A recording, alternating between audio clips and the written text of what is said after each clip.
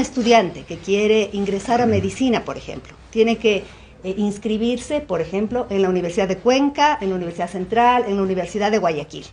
Esto implica dar 3 exámenes. Dar en la Universidad de Cuenca, ojalá no le coincida el mismo día, viajar a Quito para dar en la Universidad Central, viajar a Guayaquil para dar en la Universidad de Guayaquil. Pero pensemos el caso de un estudiante que es muy bueno y recibe el cupo en las 3 universidades. Obviamente va a estudiar solo en una.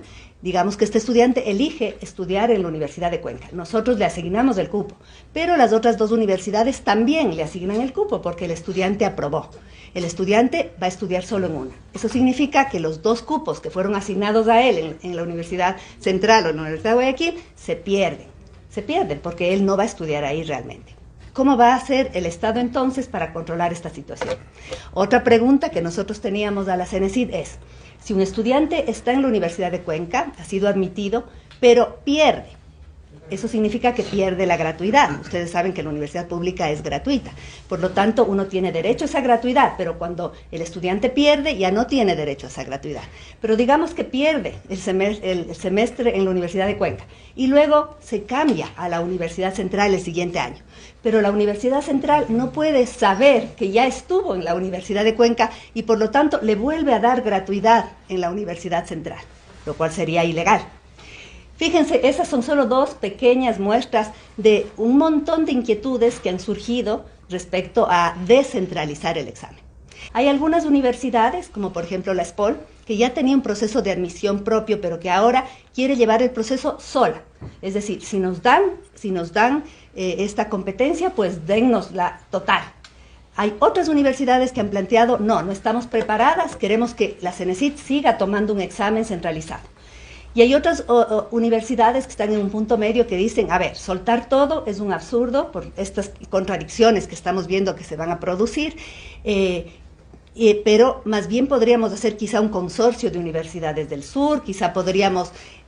Y todo esto se ha ido discutiendo en diversas reuniones. La CENESID no tenía respuestas para nada ninguna de estas preocupaciones que teníamos las universidades, pero paulatinamente en las reuniones la posición de CENESID ha sido que ellos quieren tener todavía el proceso al comienzo y al final.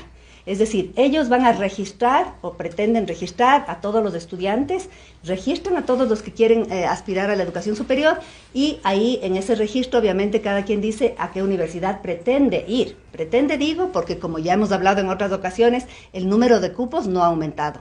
En ninguna universidad sigue siendo el mismo, porque para aumentar cupos necesitamos más plata, eso ya hemos conversado.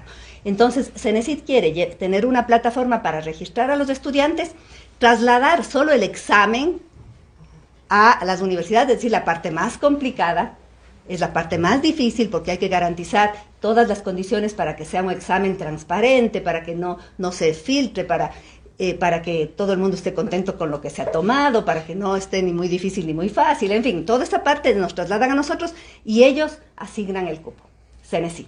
Esa es la plataforma que ahora he leído ayer, inclusive en los mismos medios, que es ya una decisión tomada. Ha habido algunas reuniones, unas fallidas, otras sí han funcionado, otras han sido muy cortas, sin embargo no ha habido un consenso con las universidades, pero parece ser que quizás es por ahí por donde va a ir el CENESID. Es decir, nos van a trasladar la competencia del examen, pero solamente en la parte intermedia. Ahora, ¿qué está pensando la Universidad de Cuenca?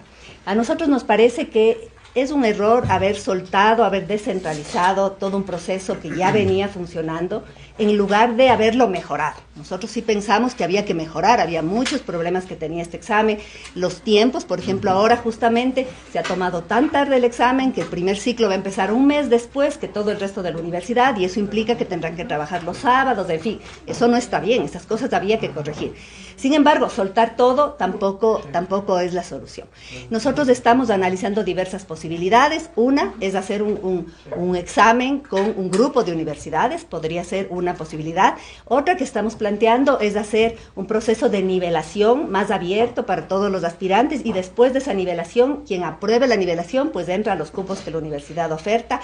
Estamos entre esas 2 posibilidades, situación que tendremos que resolver en las próximas semanas. Entonces, en cuanto nosotros tengamos ya nuestro plan, les daremos a conocer.